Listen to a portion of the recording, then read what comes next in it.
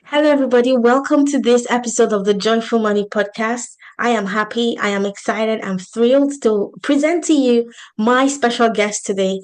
Her name is Candace Dudley. Welcome to the show, Candace. Oh, thank you so much for having me here. I can't wait to see what comes out with our chat. Yes. So, listeners, just to give you a little bit of background, I recently connected with Candace, like exactly what I teach on this podcast, right? I reached out to her to collaborate on her podcast. I went on her podcast, she interviewed me, and as we talked, I'm like, you need to come on my podcast because Candice has a gem of experience, her wisdom of running her own business, running her own family. I just feel like you guys are going to be blessed by her story.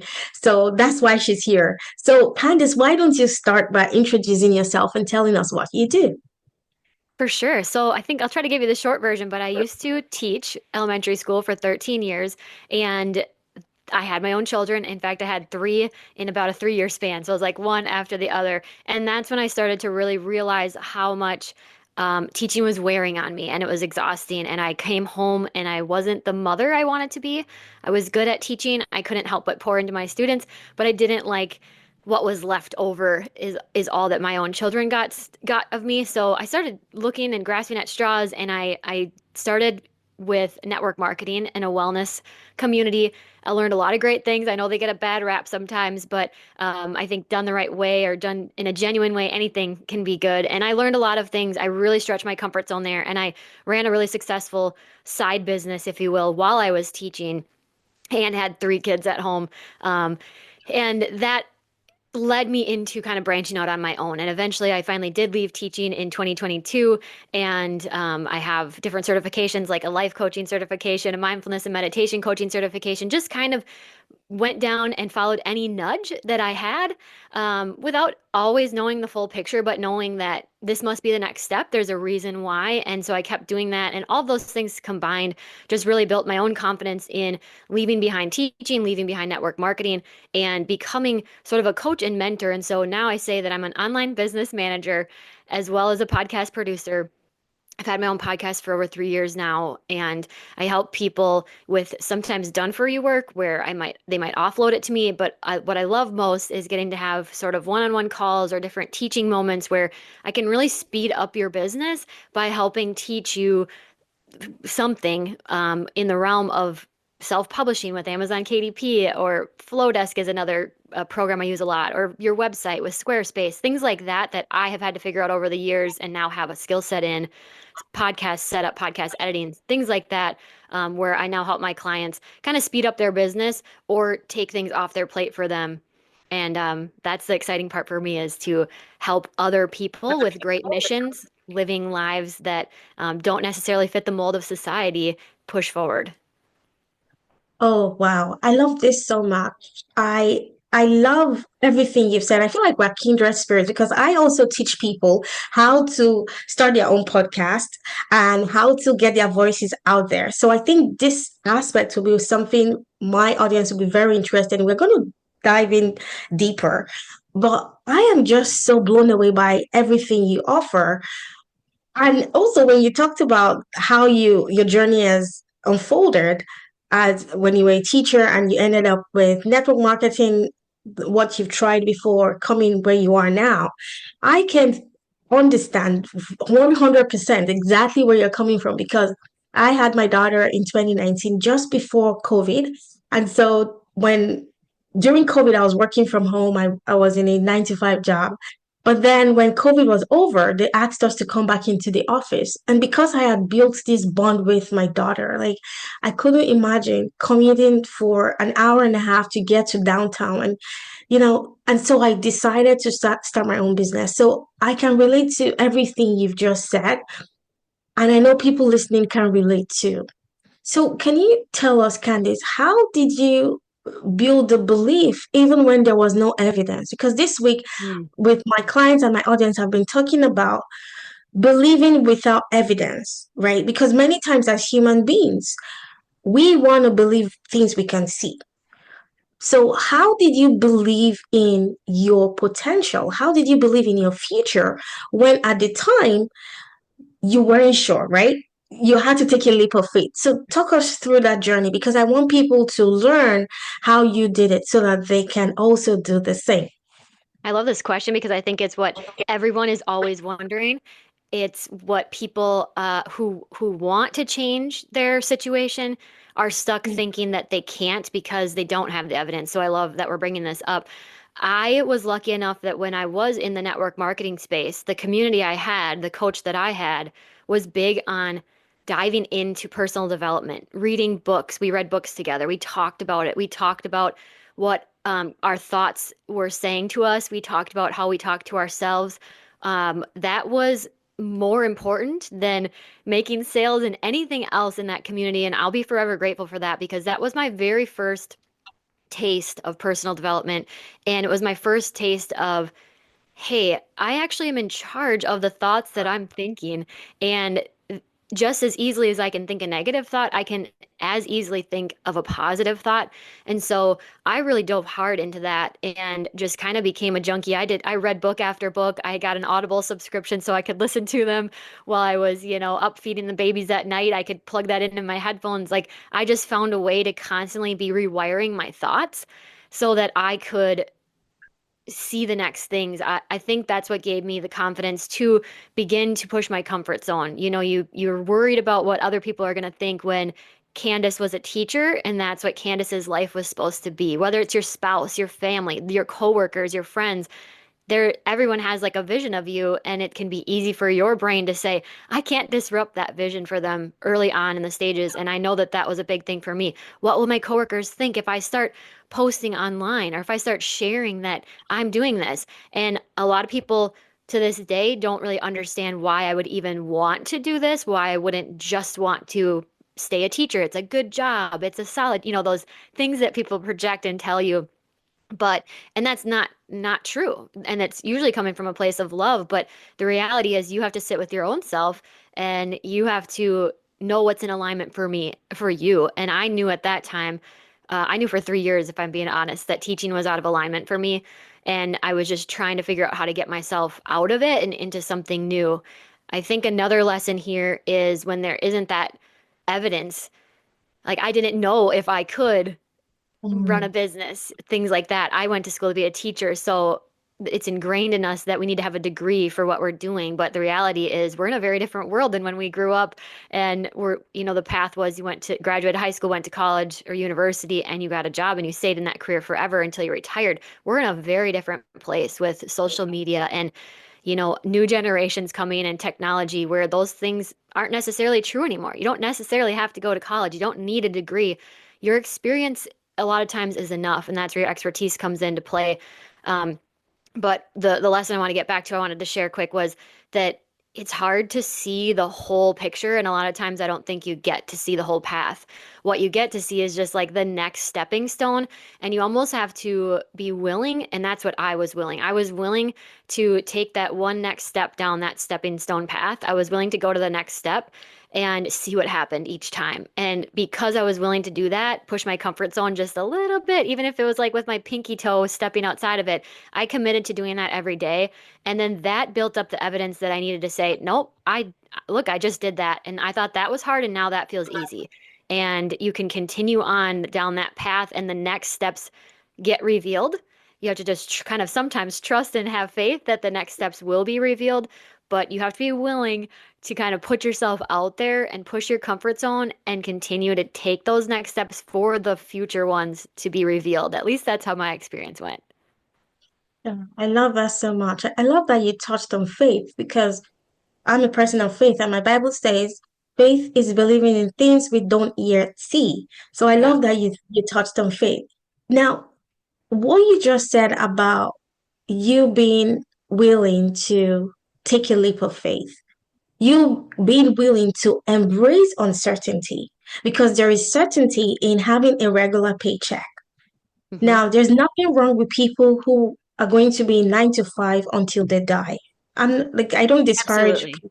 Yeah, I Right. feel like business owners are a different breed of people. because I Mhm. feel like we have a different type of brain. Because I ask myself sometimes in the past, why did you leave a hugely high paying job, a 9 to 5 job? Like, am I crazy? Right? But like you said, it's this yearning inside of you. Like you feel like there's something pulling you. Mhm. And that's why we are entrepreneurs, right? We Yes. leave this certainty of a 9 to 5 to embrace the possibility of the future, the huge possibility of the future. So I want you to tell us how did you decide, and even going forward, how do you decide which ideas to pursue? How do you know which angle to go? Mm. That is like the million-dollar question, I feel like. But the best advice I've been given while I've been on my own journey of what avenue do I go? You know, you don't want to have 50 things going at once. We know that can lead to burnout, that can lead to just confusing your consumer and your buyers and your potential clients. And so knowing what avenue to go down, for me, it lands on what feels in alignment and what is it that I'm most excited about? Where is the passion? One of my calls, I hired a coach and I was just thinking, this is how this call is going to go. I'm going to get a marketing plan. It's going to be just like this. And luckily, it didn't go like that. She was a very straightforward, blunt person, which is why I hired her. I like that. And she just interrupted me and said, hey, I don't know how else to say this, but I think this isn't the answer. What we need to think about is what would you do for free? What's fun to you? Finding that part, like if you had to do something for every day, like what's the thing you would do with no hesitation? I couldn't answer her on that call, but I love to still kind of reflect on things. So I kept thinking about that for a good month, multiple weeks.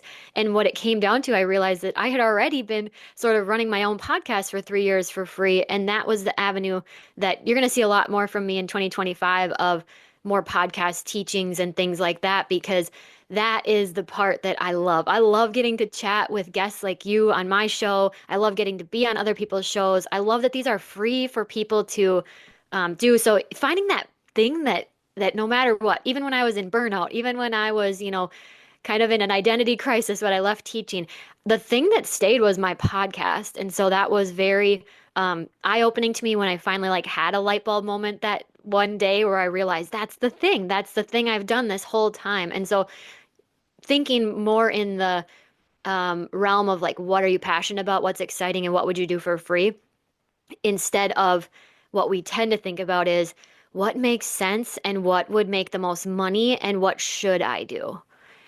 In my experience, doing things that you think, and I've been guilty of this plenty of times, that's how you learn these lessons, is doing what you think you should and what you think you'll make money doing just because those are your reasons why. Tend to not produce the money and things that you're thinking they're going to.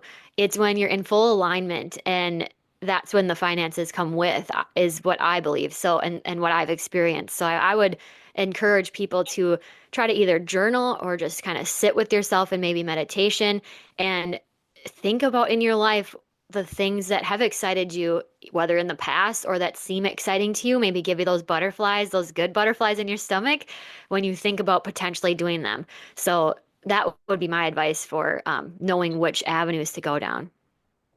You have just articulated very clearly the essence of this podcast, Joyful Money. And just hearing you talk about podcasting for 3 years, I can see your face light up. So, listeners, well, if you're listening on the podcast, head on over to the YouTube and just watch the video. Your face just lit up as you were talking about podcasting, and it's something you can do for free. Even when you were going through your transition from your job, the one thing that was constant was your podcast. Mhm. And I believe this confidence you have, this excitement, this joy you have is what attracts clients to you because you have found that thing that lights you up. And so that's what I encourage listeners to do. Find that thing that lights you up because when you find that thing that lights you up, you are joyful, you are confident, and that joy and confidence actually attracts clients to you. Thank you Mhm. so much, Candice, for sharing that. Next question I have for you is this. How do you keep up your positive mindset?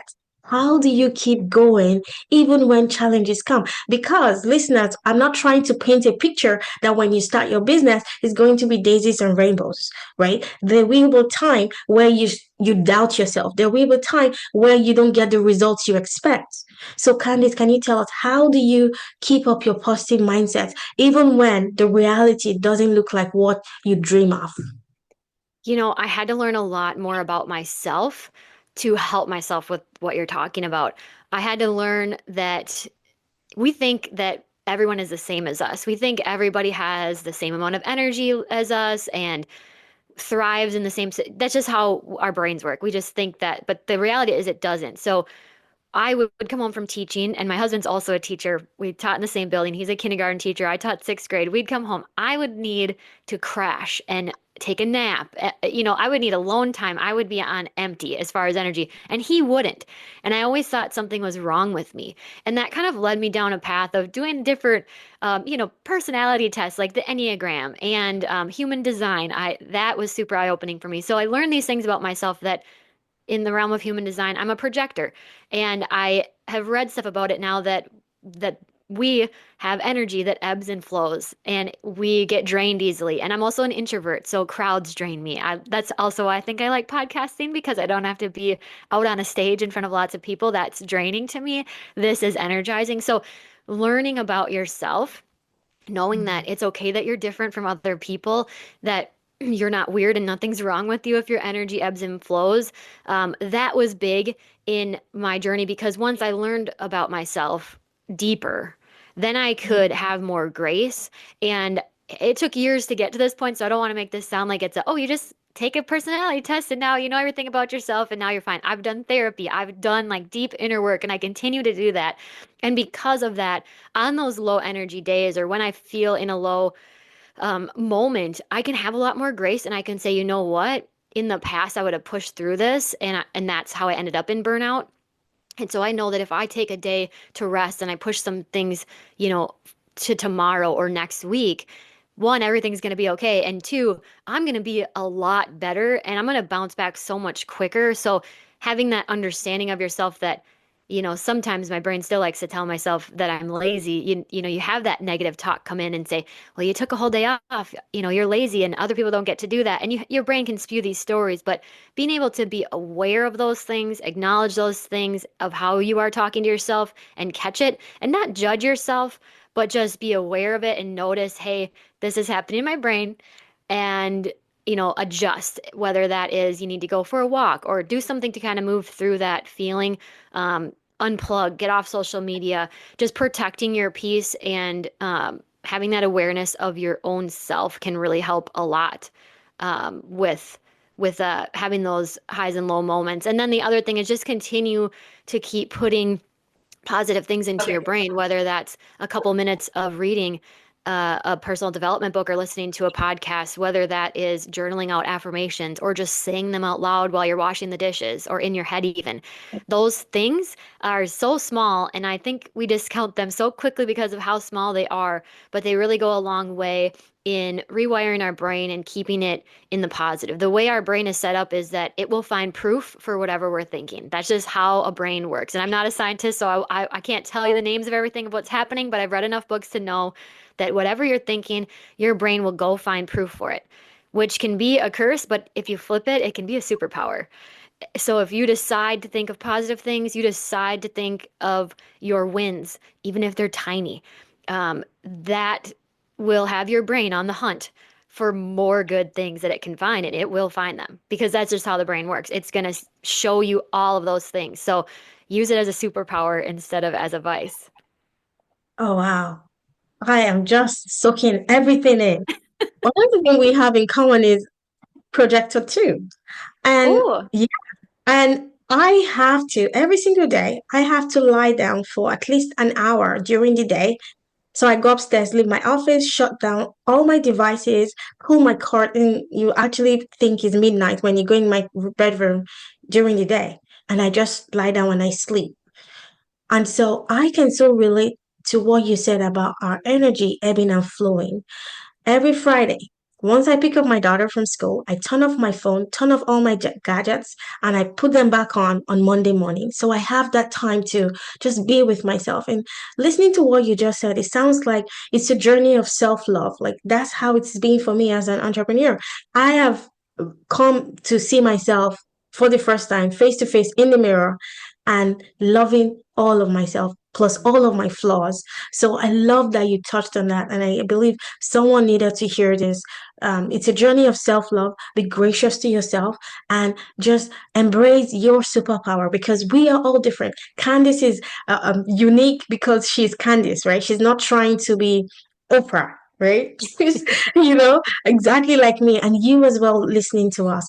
You are unique and you have a unique set of skills and experiences that only you can bring into this world. So embrace your uniqueness and love yourself.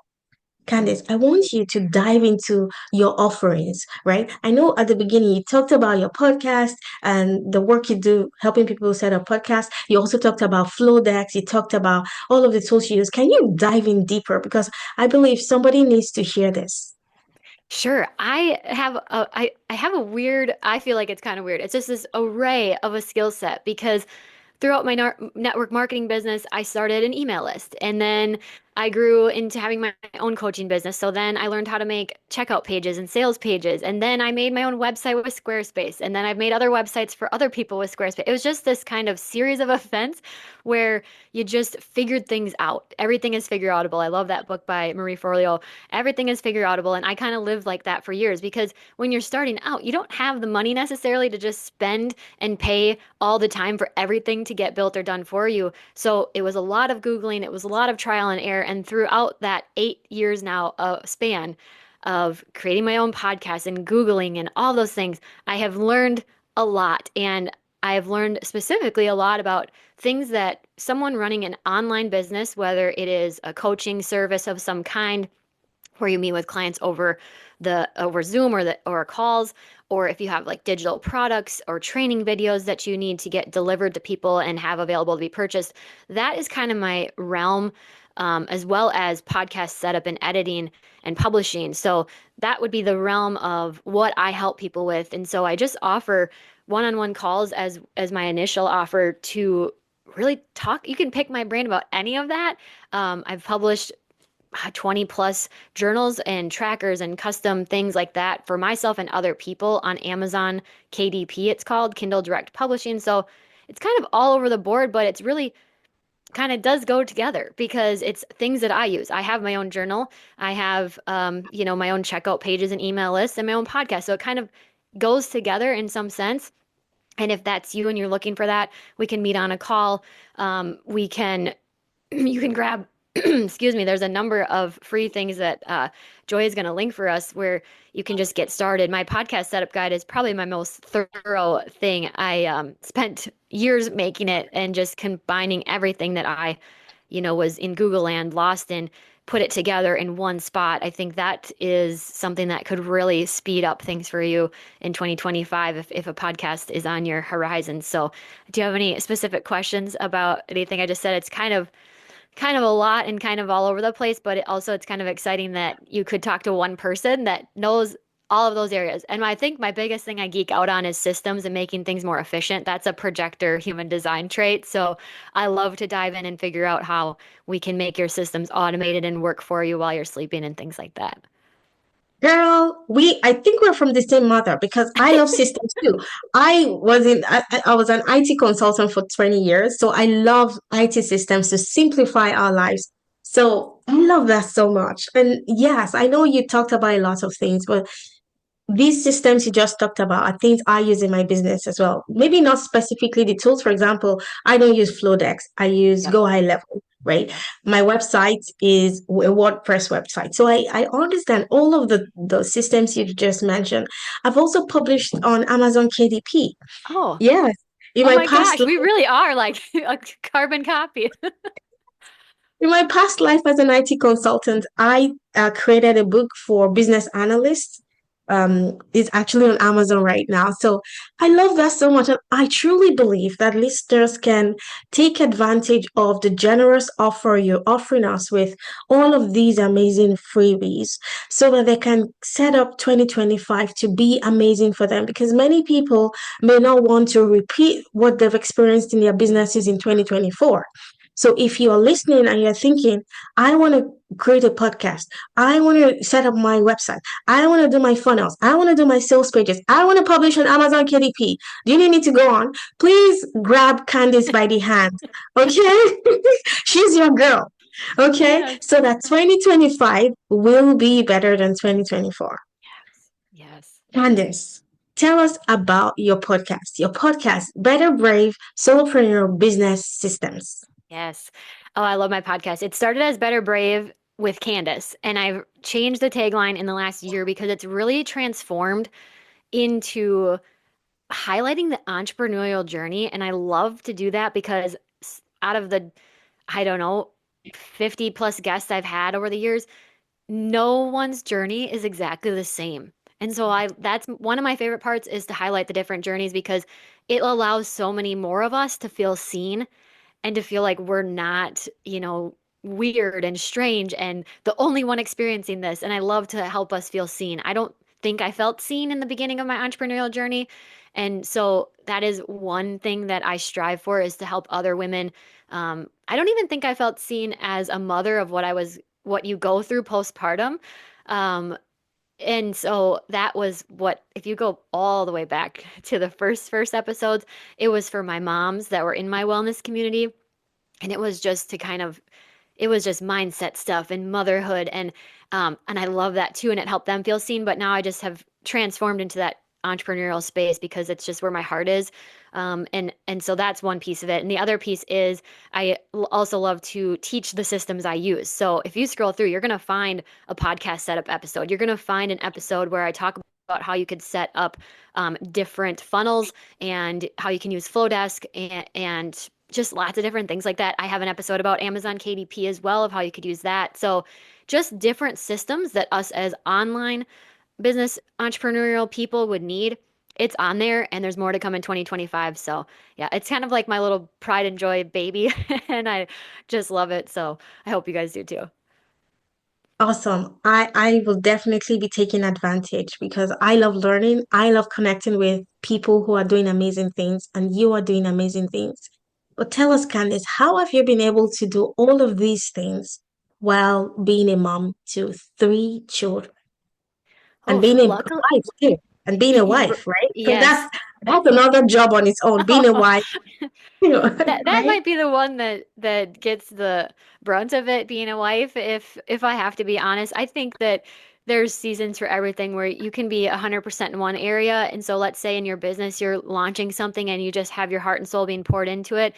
Other areas might have to like come down a little bit and balance out, but then they're going to swing back into the top. But you know, just I like to say that so that people aren't thinking like we're the best mom, we're the best wife, and the best businesswoman all at the same time, all the time. That's just not true. And I always love to paint a picture of reality because I don't think there's enough of it out there. But luckily, my children are in school now. So I do have the school days to myself, usually, if they're not sick or have the day off or something. So that helps a lot. Um, but when they were younger, it was a lot of needing to communicate with my spouse and the people around me and learning to accept help.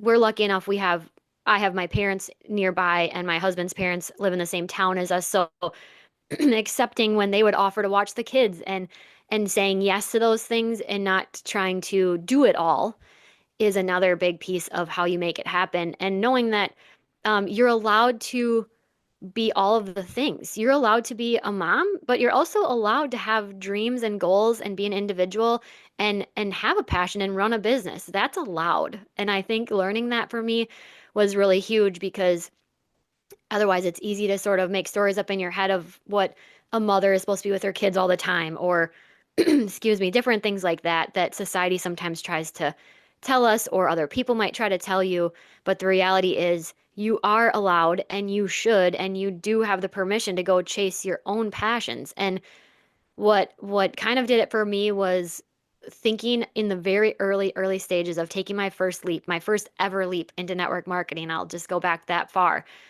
was that I was so afraid and shy to post on social media, and that was the big hang up. What happened was I have a son and then I have two daughters. And for whatever reasons, it was my daughters that I kind of had like a flash into the future. And I thought of them coming home from school one day telling me that they couldn't do something because someone told them they couldn't. And I know exactly what I'm going to say when that day comes, and I'm going to speak the truth into them, and I'm going to tell them that that is absolutely false. And it kind of hit me that I wasn't living that advice and that I would be setting myself up to be a big hypocrite if I wouldn't take the jump and post on social media because I was afraid of that. And when I put that kind of flash forward moment into perspective and thought, if I'm going to be telling my daughters someday and my son, that they can do whatever they want and no one gets to tell them otherwise, that I needed to start living my own life like that. And so showing them that it's okay to be brave, showing them it's okay not to follow society is a big why for me. And it's a big reason that I can continue to do what I do. And now that they're a little bit older, they're 9, 8, and 6, I can just tell them too. I'm honest with them and say, Mom's recording a podcast with a special guest. And so I need an hour, just communicating your needs. I spent a few years just thinking about my needs in my own head, assuming that maybe my spouse would guess them. And that only caused a lot of arguments. So it's much better, even if you think it's obvious, to just say it out loud of what you need in that moment. Obviously, it's not always going to pan out, but it's going to pan out a lot more often for you than if you're just thinking about it in your head. Yes, I believe that the brain of men kind of compartmentalized, not like ours.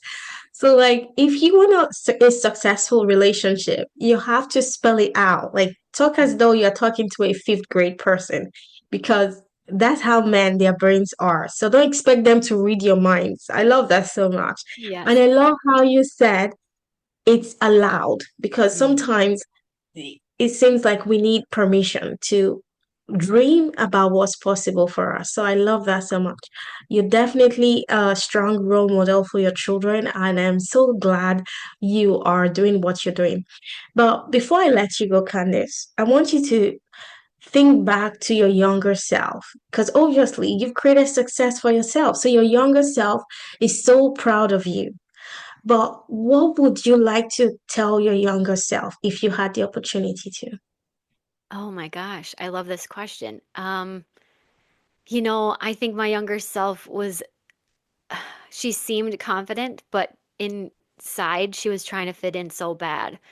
And she was trying to just do whatever she thought would make other people happy. And so I would let her know that she doesn't have to do that anymore.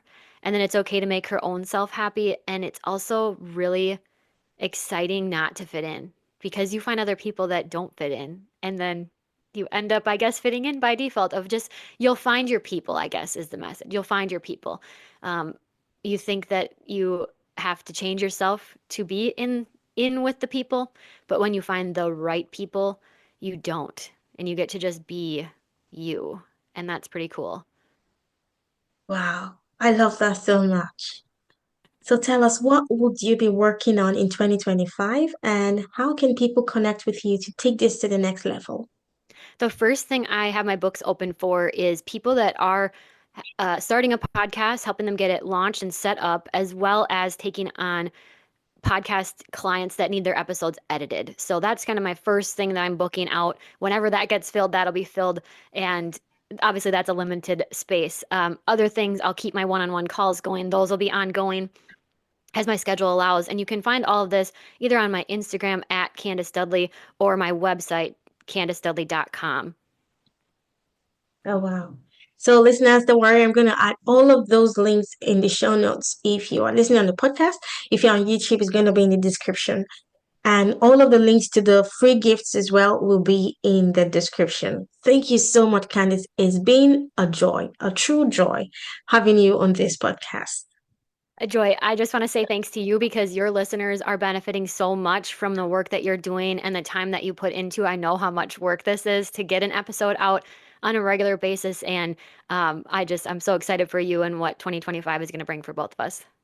Oh, thank you so much. Thanks, Candice. Thank you so much for spending time with me today. If you have enjoyed today's episode, please be sure to subscribe so you never miss an update. Let's continue this journey of growth and success together. Don't forget to connect with me on social media for more tips and inspiration. And remember, your ambitions are valid, your potential is limitless, and you deserve a business that brings you both joy and fulfillment. Until next time, keep taking action, be joyful, and you will create success beyond your wildest dreams. Sending you lots of love, peace, joy, and light. Bye for now.